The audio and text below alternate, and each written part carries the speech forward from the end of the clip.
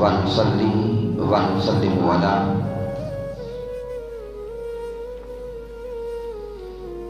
سيدنا ومولانا محمد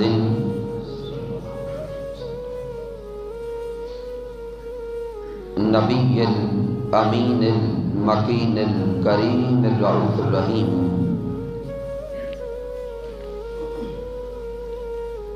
أما بعد فأعوذ بالله من الشيطان الرجيم. بسم الله الرحمن الرحيم. قال الله تبارك وتعالى في القرآن المجيد: وَقَضَىٰ رَبُّكَ أَلَّا تَعْبُدُوا إِلَّا إِيَّاهُ وَبِالْوَالِدَيْنِ إِحْسَانًا. صدق اللہ مولانا العظیم. ان اللہ وملائکتہ یصلون علی النبی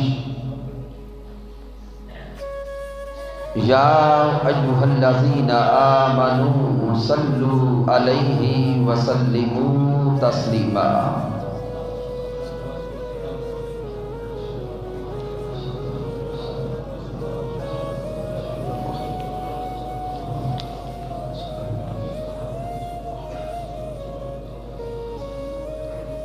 اللہ رب العزت کی توفیق سے اور تاجدار کائنات صلی اللہ علیہ وآلہ وسلم کے نعرے پاک کے تصدق سے آج ہم محترم دانش علی صاحب جو ہمارے بادشاہ پور ویلفیئر کمیٹی کے اوورسیز بھائیوں میں ایک اہم نام ہے،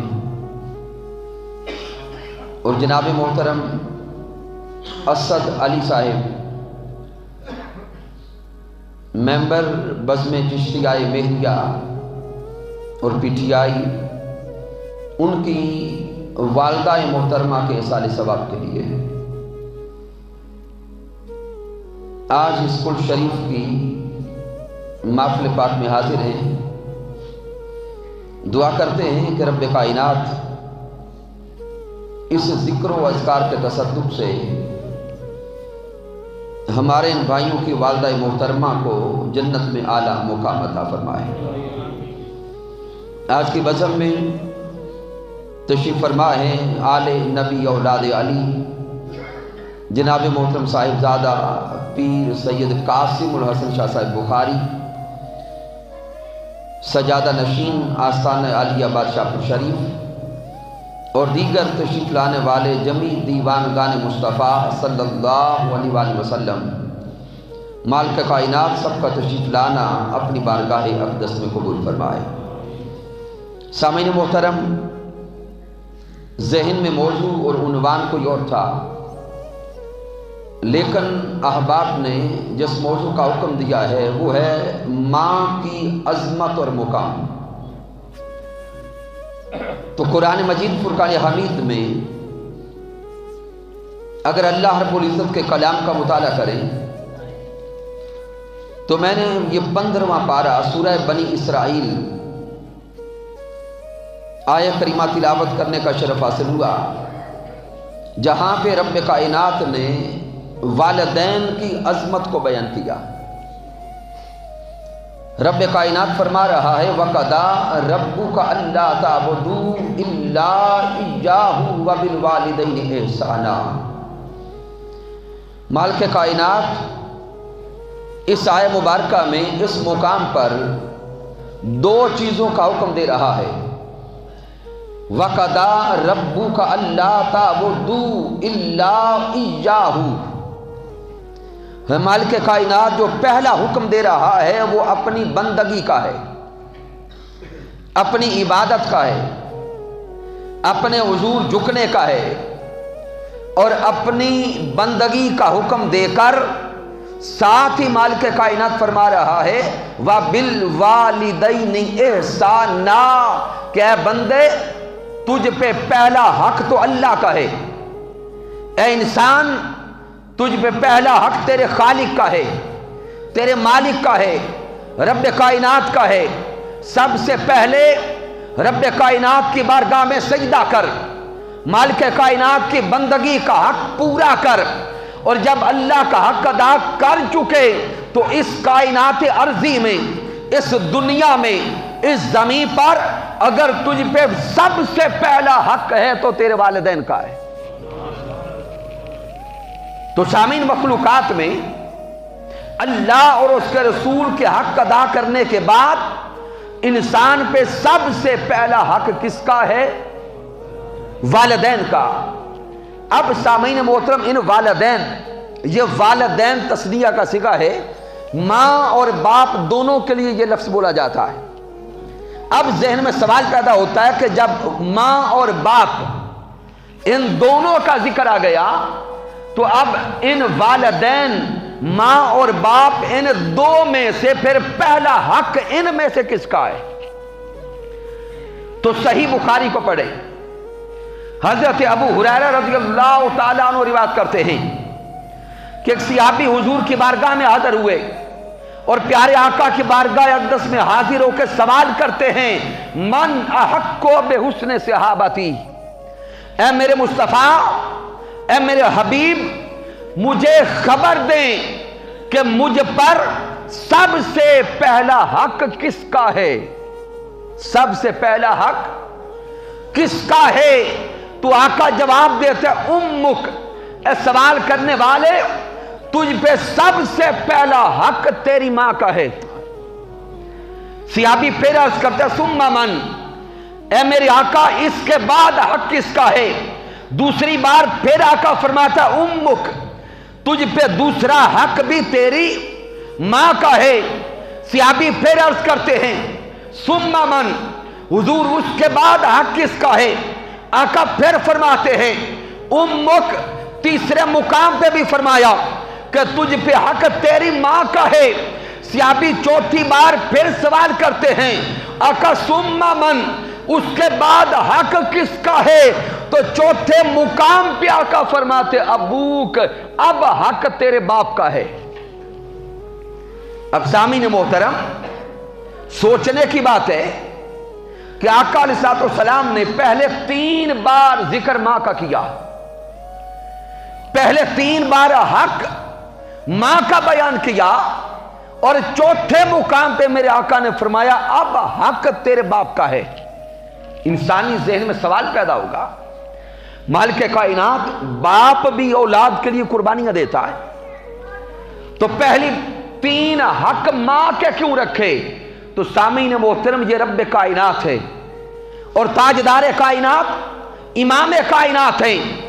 ذہن میں سوال پیدا ہوتا ہے کہ 3 بار پہلے حق ماں کے کیوں بیان فرمائے؟ سوچیں، اس لیے پہلے 3 مرتبہ اور 3 مقامات پر حق ماں کا رکھا ہے کہ ماں وہ ذات ہے جو اولاد کی خاطر 3 زمانے بڑی مشکل سے کاٹتی ہے۔ 3 زمانے ماں اولاد کے لیے بڑی مشکل سے گزارتی ہے۔ پہلا دور وہ ہے جو ماں کم و بیش 9 مہینے اپنی اولاد کو اپنے بطن میں رکھتی ہے، یہ زمانہ بڑا مشکل ہوتا ہے، یہ دور بڑا کٹھن ہوتا ہے۔ پھر جب ماں اپنی اولاد کو جنم دیتی ہے، بچوں کو جنم دیتی ہے، تو اولاد کے جنم دینے کا جو لمحہ ہوتا ہے ماں کے لیے بڑا کٹھن ہوتا ہے کہ کتنی مائیں اولاد کو جنم دیتے ہوئے دنیا سے وصال کر جاتی ہے۔ تو آقا علیہ السلام نے دوسرا اشارہ اس لمحے کی طرف کیا۔ پھر تیسرا دور ماں پر اولاد کی خاطر، جب ماں اپنی اولاد کو کم و بیش 2 سال دودھ پلا کر اپنے جسم کو گھول گھول کے پلاتی ہے، اپنی ہڈیاں پلاتی ہے۔ ارے صدقے جائیں سیرت مصطفیٰ پر، صدقے جائیں نظام مصطفیٰ پر، صدقے جائیں زبان مصطفیٰ پر۔ ادھر ماں اولاد کی خاطر 3 ادوار بڑے مشکل گزارتی ہے، میرے مصطفیٰ نے کسی ایک دور کو بھی نہیں چھوڑا۔ میرے آقا نے فرمایا تجھ پہ پہلا حق اس دور کا ہے جب تیری ماں نے تجھے اپنے بطن میں سنبھال کے رکھا، تجھ پہ دوسرا حق پھر تیری ماں کا ہے، اس لیے کہ تیری ماں نے زندگی و موت سے گزر کر تجھے جنم دیا۔ پھر تیسرا حق تجھ پہ پھر تیری ماں کا ہے کہ تیری ماں نے اپنے جسم کو، اپنے ہڈیوں کے حصوں کو گول گول کے تجھے اپنا دودھ پلایا ہے۔ تو آقا علیہ السلام پہلے ماں کے 3 حق بیان فرما رہے ہیں۔ پھر سامعین محترم ذہن میں سوال پیدا ہوتا ہے کہ ماں کیا ہے؟ ہر کوئی تصورات میں اپنی ماں کو لائے، جن کی مائیں بچھڑ گئیں، جن کی مائیں چلی گئیں، وہ بھی تصورات میں اپنی ماں کی محبت کو لائیں، اور جن کی مائیں زندہ ہیں وہ بھی اپنی ماں کی مامتا کو تصور میں لا کے سوچیں۔ ماں کیا ہے؟ ماں اس دنیا میں اللہ کی رحمت کا رنگ ہے، ماں اس دنیا میں رب کائنات کی رحمت کا سایہ ہے، ماں اس کائنات میں اللہ کی رحمت کا ایک ایسا رنگ ہے اور ایسا جلوہ ہے کہ اگر کوئی انسان اللہ کی رحمت کا تصور کرنا چاہتا ہے وہ ماں کی مامتا کو سوچے، ماں کی مامتا میں اسے اللہ کی رحمت کی جھلک نظر آئے گی۔ اور ماں وہ ذات ہے جو خود تو دھوپ سہ لیتی ہے لیکن اولاد کو چھاؤں میں رکھتی ہے، اولاد کو چھاؤں میں رکھتی ہے۔ پھر سامعین محترم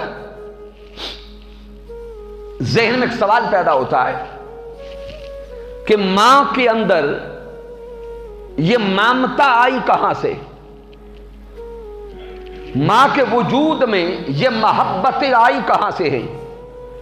تو سامعین یہ ایک ایمان افروز نقطہ سمجھنے کے لیے لفظ ماں پہ توجہ کریں۔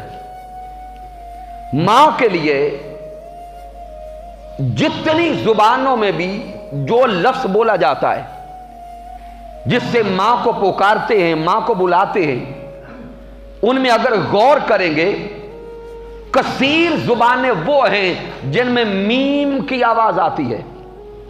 بڑا لطیف نکتہ ہے، کثیر زبانیں وہ ہیں جن میں میم کی آواز ہے۔ مثال کے طور پہ اردو میں لفظ ماں بولا جاتا ہے تو لفظ ماں کے اندر بھی میم موجود ہے۔ انگلش میں ماں کو کیا کہتے ہیں؟ مدر، تو مدر کے اندر بھی میم موجود ہے۔ عربی زبان میں ماں کو ام کہتے ہیں، عربی میں ام کہا جاتا ہے تو ام کے اندر بھی میم موجود ہے۔ فارسی میں ماں کو ماتو کہتے ہیں، ماتو کے اندر بھی میم موجود ہے۔ پنجابی میں کیا کہتے ہیں؟ اماں، وہاں بھی میم موجود ہے۔ اور جب اپنے گھر میں ماں کو بلاتے ہیں امی جان کہہ کر یا ماما کہہ کر تو وہاں بھی میم موجود ہے۔ تو سامعین محترم میرے ذہن میں ایک تخیل پیدا ہوا کہ رب کائنات نے اگر اپنی رحمت کا اشارہ دینا چاہا تو اپنی رحمت کے سمجھانے کے لیے ماں کی محبت کا سہارا لیا۔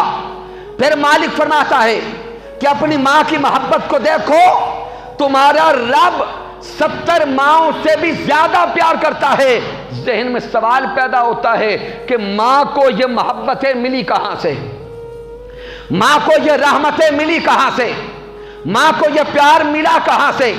تو سامعین میں نے کثیر زبانوں کو دیکھا، جس زبان میں بھی ماں کے لیے لفظ دیکھا، سنا یا پڑھا، میم کی آواز نظر آئی تو میرا ذہن اس نتیجے پہ پہنچا کہ مالک کائنات نے ساری محبتوں کا مرکز، ساری رحمتوں کا مرکز ذات محمد مصطفیٰ کو بنایا ہے۔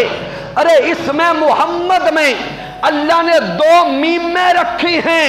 ارے ماں کی میم میں دیکھو، ماں کی میم کے اندر بھی رحمت محمد مصطفیٰ کی جھلک نظر آتی ہے.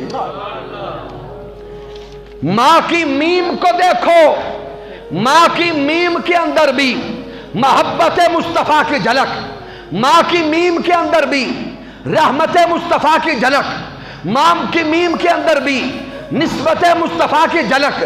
ارے پھر سمجھ لو اس پوری کائنات کو رب کائنات نے ذات مصطفیٰ کے لیے بنایا. ماں دی تو ماں کی محبت میں بھی محبت مصطفیٰ کی جھلک دکھا دی. اب سامعین محترم، ماں کا مقام و مرتبہ آقا علیہ الصلوۃ والسلام کے فرامین کی روشنی میں اگر دیکھیں، ماں اور باپ رب کائنات نے اپنی رضا والدین کی رضا میں رکھی ہے. اگر کوئی انسان اللہ کو راضی کرنا چاہتا ہے تو پہلے اپنے والدین کو راضی کرے. اور یہ نقطہ ذہن میں بٹھا لیں، جس کے والدین ناراض ہیں ان سے اللہ راضی نہیں ہو سکتا. اللہ نے یہ اصول ہی نہیں رکھا. اگر والدین کو ناراض کرنے والا نمازیں بھی پڑھتا رہے تو رب کائنات نمازیں قبول نہیں کرے گا. اگر والدین کے بے ادبی کرنے والا اور والدین کو ناراض کرنے والا حرم کعبہ میں جا کر کعبۃ اللہ کے سامنے کھڑے ہو کے بھی دعائیں کرتا رہے تو اللہ قبول نہیں کرتا.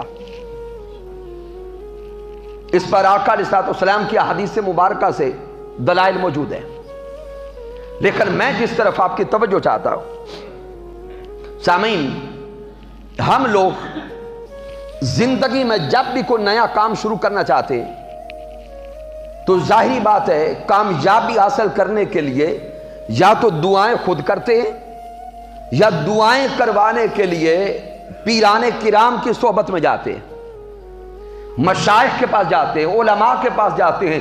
یہ سارے کام جائز ہیں. خود بھی دعا کرنی چاہیے اور دعا کروانے کے لیے اللہ والوں کی صحبت میں بھی جانا چاہیے. یہ سارے عمل کیا ہیں؟ جائز ہیں، جانا چاہیے، دعائیں کرنی چاہیے. لیکن سامعین محترم یاد رکھیں، مالک کائنات نے انسان کے سب سے بڑے پیر اس کے ماں اور باپ بنائے. سب سے بڑے پیر میرے اللہ نے والدین بنائے. اگر کسی انسان کے یہ گھر والے پیر ناراض ہیں، اگر کسی انسان کے ماں اور باپ ناراض ہیں تو اللہ کی عزت کی قسم کسی بڑے سے بڑے ولی کی صحبت میں بھی جا کے دعا کریں تو اللہ قبول نہیں کرتا. اس لیے آئیے اس مادیت کے دور میں، اس دنیا کے حرص و ہوس کے دور میں، جب ہم انسان دنیا کے حرص و ہوس میں اتنے پڑ گئے کہ والدین کی فکر جاتی رہی، یہ بھول گئے کہ والدین وہ ہیں جنہوں نے ہمیں چلنا سکھایا. یہ والدین وہ ہیں جب ہم کھا نہیں سکتے تھے تو انہوں نے کھانا بھی دیا اور کھانا سکھایا. لباس نہیں پہن سکتے تھے تو انہوں نے ہمیں لباس دیا. اور آج کا یہ معاشرہ، اس معاشرے کو نگاہ میں دیکھو، ظلم نظر آتا ہے، برائی نظر آتی ہے. جو ہی اولادیں جوان ہوتی ہیں وہ والدین کے بے ادب ہوتی جاتی ہیں. آئے دن جہاں پر بھی جانا ہوتا ہے کثیر جگہوں پر پریشانی یہی ہے، والدین اولاد کو لے کے آتے ہیں، کہتے ہیں جی ان کی اصلاح فرما دیں یا ان کے لیے دعا فرما دیں، کوئی دم فرما دیں. ابھی کل میں ایبٹ آباد میں تھا، وہیں پر بھی یہی کیس تھا سامنے کہ جوان بیٹے اور باپ پریشان ہیں کہ یہ ہماری بات نہیں مانتے. ارے جوانوں، اگر اللہ کو راضی کرنا چاہتے ہو، اگر دنیا کا رزق کمانا چاہتے ہو تو اللہ کی عزت کی قسم والدین کا ادب و احترام کرتے جاؤ، رب کائنات رزق عطا کرتا جائے گا۔ اٹھا کے دیکھیں آقا علیہ السلام کے فرامین کو۔ میرے آقا علیہ السلام نے فرمایا کہ اگر کوئی انسان چاہتا ہے کہ اس کے رزق میں برکت ہو جائے، کیا ہو؟ رزق میں برکت ہو جائے، اور اگر کوئی چاہتا ہے کہ اس کی عمر میں اضافہ ہو جائے۔ سامعین دیکھیں تو صحیح، ہم جو دن رات کاروبار میں مارے پھرتے ہیں، کس لیے پھرتے ہیں؟ بولیں گے مال کمانے کے لیے، رزق لینے کے لیے۔ تو آقا علیہ السلام نے فرمایا کہ اگر کوئی انسان یہ چاہتا ہے کہ رزق میں برکت ہو جائے، رزق میں اضافہ ہو جائے، اور دوسرا آقا فرماتے ہیں اگر کوئی چاہتا ہے کہ اس کی عمر میں برکت ہو جائے، تو بھئی ہم دن رات ڈاکٹرز کے پاس جاتے ہیں کیا کرنے؟ کہ ہماری عمر بڑھ جائے اور صحت مل جائے، یہی سوچ ہے نا؟ ارے ڈاکٹرز کے پاس جا کر ہزاروں روپیہ فیس دینے کے لیے تیار ہوتے ہیں۔ سونے مصطفیٰ کا فرمان سنیں، میرے آقا نے فرمایا وہ انسان جو والدین کا ادب کرتا ہے، احترام کرتا ہے، خدمت کرتا ہے، مالک کائنات اس کا رزق بھی بڑھا دیتا ہے، اس کی عمر میں بھی برکت عطا کر دیتا ہے۔ تو گویا ہماری برکت کا راز تو ہمارے گھر میں موجود ہے، لیکن ہم اپنے ان والدین کی خدمت کر کے برکت لیتے نہیں ہیں الا ماشاءاللہ۔ تو آئیے آج کی اس محفل پاک سے، آج کی اس بزم سے یہ ارادہ کر کے جائیں جن کے والدین زندہ ہیں ہم اپنے والدین کے خدمت گزار بن جائیں گے۔ اور پھر سامعین محترم، ماں کیا ہے اور ماں اور باپ کی دعا کا مقام کیا ہے، اس کے لیے ایک واقعہ عرض کرتا ہوں۔ اور یہ واقعہ حضرت امام جلال الدین السیوطی رحمت اللہ تعالی علیہ نقل کیا۔ حضرت امام جلال الدین السیوطی رحمت اللہ تعالی علیہ فرماتے ہیں کہ یہ دور ہے جب تاتاریوں نے مسلمانوں پہ حملہ کیا۔ اس دور میں حضرت جنید بغدادی رحمت اللہ تعالی علیہ آپ کے مریدین میں سے خاندان ہے، اس خاندان کا ایک جوان جہاد پہ گیا، عیسائیوں کے ساتھ جنگ تھی۔ وہ جوان جب جہاد پہ گیا تو دوران جنگ وہ جوان قیدی ہو گیا۔ اب اس جوان کی ماں ہر روز اپنے پیر حضرت جنید بغدادی رحمت اللہ تعالی علیہ کی بارگاہ میں آتی ہے اور ہر روز آ کے کہتی ہے کہ دعا کریں میرا بیٹا آزاد ہو جائے، میرا بیٹا آزاد ہو جائے۔ حضرت جنید بغدادی ہر روز اس ماں کو حوصلہ دیتے ہیں، اس کی ڈھارس بندھاتے ہیں، سہارا دیتے ہیں، اور وہ اٹھ کے چلی جاتی ہے۔ یہاں تک کہ کم و بیش مہینے کے قریب وقت گزر گیا اور وہ بیٹا آزاد نہیں ہوا۔ اب جب کافی دن گزر گئے، ماں اچانک بیٹھی بیٹھی اپنے بیٹے کی محبت میں اس کی محبت، اس کی مامتا اور تڑپ اس کمال پہ پہنچی کہ ماں رو پڑی، ماں رو پڑی، اس کے ہچکیاں بند گئیں، آہوزاری کرتے کرتے اٹھی اور حضرت جنید بغدادی کی بارگاہ میں آ گئی۔ آ کے روتے ہوئے کہتی ہے اے اللہ کے ولی، اے حضرت جنید بغدادی، آج ایک نہیں دو دعائیں لائی ہوں، دونوں میں سے جو دل کرتا ہے ایک دعا کر دیں۔ یا تو دعا کریں میرا بیٹا آزاد ہو جائے، مجھے مل جائے، اگر میرا بیٹا نہیں مل سکتا تو دعا کر دیں کہ پھر مجھ پہ اللہ موت طاری کر دے،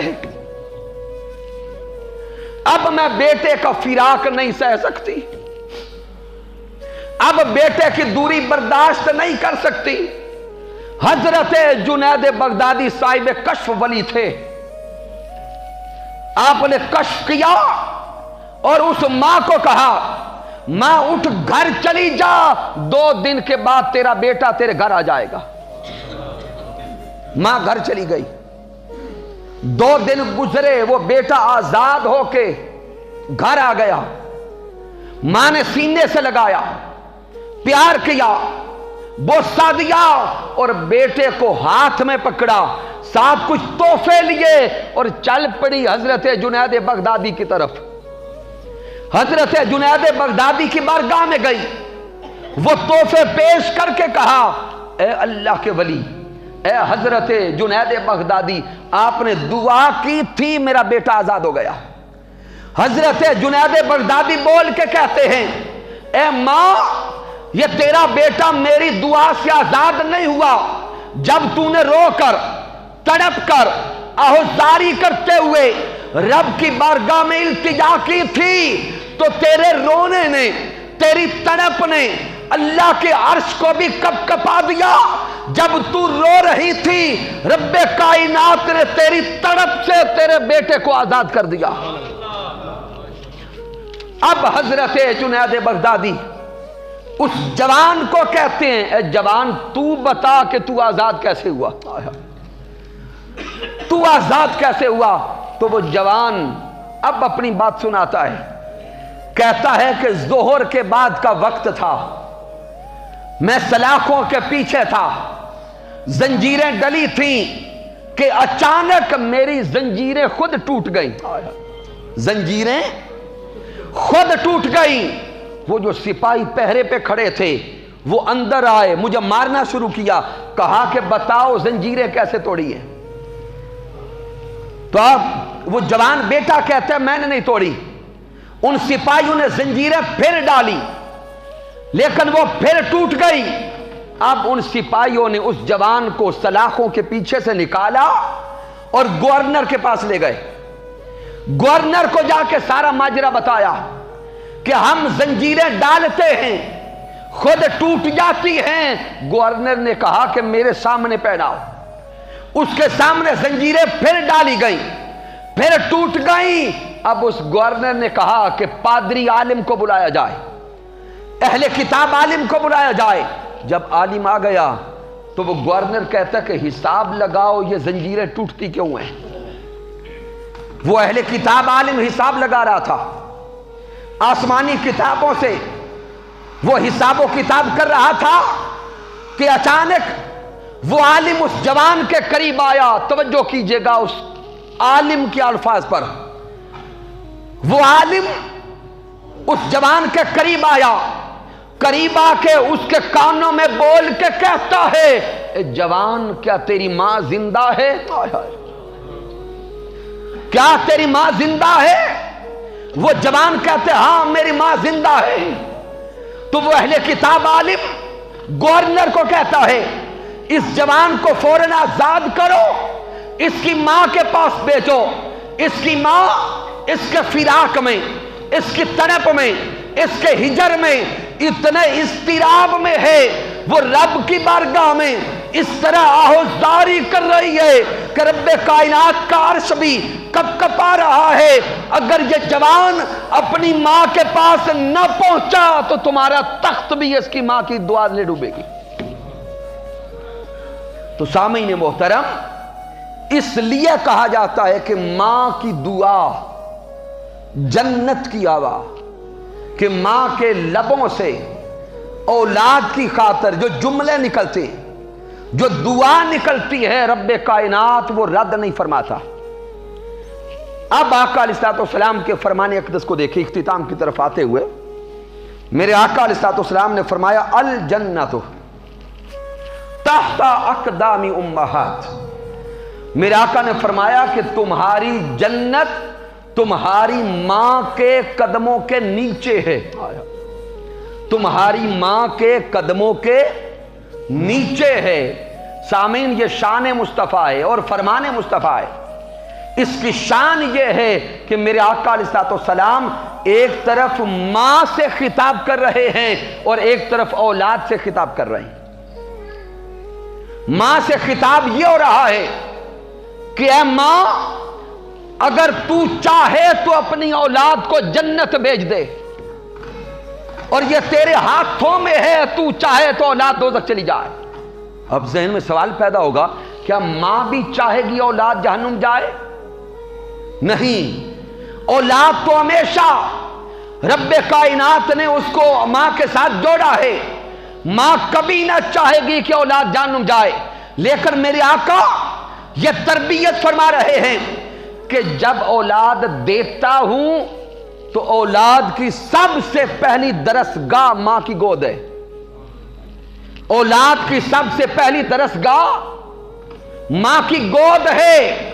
ماں تربیت کرے، اس کے احوال کو سنوارے تو اولاد جنتی بن جاتی ہے، اگر ماں تربیت نہ کرے تو اولاد جہنم جاتی ہے۔ پھر جو اولاد سے میرے آقا نے خطاب کیا، وہ خطاب کیا ہے؟ سامعین، جب میرے آقا نے فرما دیا کہ تمہاری جنت تمہاری ماں کے قدموں کے نیچے، قدموں کے نیچے، میں وقت بچاتے ہوئے ایک لطیف نکتہ عرض کرتا ہوں کہ جنت کہتے کسے ہیں؟ لفظ جنت کا معنی ہے وہ مقام جہاں پہ انسان کو سکون ملے، وہ مقام جہاں پہ انسان کو سکون میسر آ جائے، جہاں پہ انسان کو اطمینان ملے، جہاں پہ تسکین نصیب ہو۔ ارے میرے آقا اشارہ فرما رہے ہیں، وہ جنت تو یوم آخرت کے بعد ملے گی، لیکن اگر اس دنیا میں بھی سکون چاہتے ہو، اطمینان چاہتے ہو، آرام چاہتے ہو تو ماں کے قدموں سے لپٹ جاؤ، رب کائنات اس دنیا کو بھی تمہارے لیے جنت بنا دے گا۔ اور آخری جو چیز عرض کر رہا ہوں، کیونکہ شاکر صاحب نے تو مجھے 11:15 کا کہا، لیکن میں پہلے ختم کر دیتا ہوں۔ سامعین محترم، بڑی لطیف روایت دینے لگا ہوں۔ آج کا یہ دور، اس دور میں اگر دیکھیں تو والدین اور اولاد اللہ ماشاءاللہ چند گھروں کو چھوڑ کر بڑے دور دور نظر آتے ہیں۔ ان دوریوں کے اسباب کیا ہیں؟ اولاد کو میں نے ایڈریس کر دیا، لیکن آخری حصے میں والدین سے گزارش کرنا چاہتا ہوں کہ اولادوں کے بگڑنے میں اور اولادوں کے والدین سے دور ہونے میں ایک کردار آج کے اس دور کے معاشرے کا بھی ہے، ماحول کا ہے، ٹیلی ویژنز کا ہے، انٹرنیٹ کا ہے، موبائل پر ڈراموں کا ہے۔ یہ ساری برائیاں اپنی جگہ پر، لیکن اگر دوسری جہت سے سوچیں تو ہم والدین نے اپنی اولادوں کو خود بھی اپنے سے دور کیا ہے۔ آپ کہیں گے کیا کوئی والد یا ماں خود بھی دور کرتی ہے؟ نہیں کرتے، ارادی طور پہ نہیں کرتے، لیکن غیر ارادی طور پر ہم سے ایک عمل ایسا ہوتا ہے کہ اولادیں دور ہوتی ہیں۔ وہ عمل کیا ہے؟ تو سامعین، آپ سے ایک سوال کرتا ہوں کہ رب کائنات جب ہمیں اولاد دیتا ہے تو کیا ہم اپنے بچوں کو چومتے ہیں یا نہیں چومتے؟ اونچا بولیں گے۔ بوسہ دیتے ہیں، پیار کرتے ہیں، چومتے ہیں، گود میں لیتے ہیں، لیکن جب وہ بچے جوان ہو جائیں، جب وہ بیٹے بیٹیاں جوان ہو جاتے ہیں تو کیا ہم اپنے جوان اولادوں کو بھی چومتے رہتے ہیں یا چھوڑ دیتے ہیں؟ چھوڑ دیتے ہیں۔ جب اولادیں جوان ہو جاتی ہیں تو ہم بوسہ دینا، اونچا بولیں، چھوڑ دیتے ہیں۔ اللہ ماشاءاللہ کوئی گھر ایسا ہوگا جہاں میں اولاد کے ساتھ وہ محبت اختتام تک قائم رہتی ہو۔ ذہن میں ایک سوال ہوتا ہے کہ جب وہ بچے چھوٹے تھے ہم پیار کرتے، بوسہ دیتے، سینے سے لگاتے، جپی ڈالتے، اب جب وہ بچے جوان ہو گئے تو ہم نے بوسہ دینا کیوں چھوڑ دیا؟ کیا وہ بچے ہمارے نہیں رہے؟ کیا وہ اولادیں ہماری نہیں رہی؟ تو بھی جو بچے بچپن میں ہمارے ہیں بڑے ہو کر بھی ہمارے ہیں، پھر سوال پیدا ہوتے ہم نے کیوں چھوڑ دیا؟ آقا علیہ السلام کی تعلیمات کو دیکھیں۔ حضرت سیدہ کائنات حضرت سیدہ فاطمہ الزہرا کی شادی ہو گئی، اور سیدہ کائنات شادی کے بعد جب آقا علیہ السلام کے گھر تشریف لاتی، میرے آقا اسی طرح کھڑے ہو کر استقبال بھی کرتے، پیار بھی کرتے اور سیدہ کائنات کو بوسہ بھی دیتے. لیکن ہم یہ عمل نہیں کرتے. اب میں چونکہ وقت انتہائی مختصر بلکہ آگے نکل رہا ہے، اشارہ دیتا ہوں آقا کی حدیث پاک کا کہ جب ہم اولاد کو چومتے ہیں، اولاد کو بوسہ دیتے ہیں، تو سامعین تصور کیجئے گا ہمیں اولاد کو بوسہ دیتے وقت ایک الگ سی خوشبو آتی ہے. اگر آج سے پہلے تصور میں نہیں لائے تو آج جا کے چومیے گا. اور تصور کیجئے گا جب اپنی اولادوں کو قریب کرتے ہیں، بوسہ دیتے ہیں، چومتے ہیں، تو ایک الگ سی خوشبو آتی ہے، الگ سی مہک آتی ہے. اب آقا کے فرمان کو سنیں. میرے آقا نے فرمایا ریح الولادی میں ریح الجنہ. آقا نے فرمایا اولاد والو، جب اولاد کو چومتے ہو، بوسہ دیتے ہو، تمہیں جو خوشبو نصیب ہوتی ہے وہ خوشبو اس دنیا کی نہیں ہوتی، وہ خوشبو اللہ جنت سے تمہیں عطا کرتا ہے. جب ہم اپنی اولاد کو قریب کرتے ہیں، سینے سے لگاتے ہیں، بوسہ دیتے ہیں، اللہ عرش پہ بیٹھ کر اتنا خوش ہوتا ہے کہ رب کائنات فرشتوں سے کہتا ہے جنت کا دروازہ کھولو، جنت کی خوشبو میرے اس بندے تک پہنچا دو، اس نے اولاد سے پیار کیا ہے. کیوں؟ اس لیے کہ رب کائنات جانتا ہے جب والدین اولاد کو پیار دیتے ہیں تو والدین اور اولاد کی دوری ختم ہوتی ہے، دوریاں ختم ہوتی ہیں، پیار آتا ہے، محبت آتی ہے، لطافت آتی ہے. اس لیے سامعین محترم آئیے، یہ معاشرہ ہمارا ہے، یہ ملک ہمارا ہے، اس معاشرے کو ہم نے جنت بنانا ہے، اس ملک کو ہم نے امن کا گہوارہ بنانا ہے. اگر ہمارے اپنے اندر کردار آ گیا، تربیت آ گئی، کردار نصیب ہو گیا اور سیرت مصطفیٰ نصیب ہو گئی تو گھر جنت کا ماحول بن جائے گا، تو گھر جنت کا ماحول بن جائے گا. اور اگر آقا علیہ السلام کی سیرت، تربیت، کردار، اخلاق، اطوار نہ نصیب ہو سکے تو پھر جنگ و جدل رہے گا، محبتیں کہیں پہ نظر نہیں آئیں گی. آقا علیہ السلام اس معاشرے کو امن دینے آئے، میرے مصطفیٰ اس معاشرے کو محبت دینے آئے، میرے مصطفیٰ اس معاشرے کو امن کا گہوارہ بنانے آئے ہیں.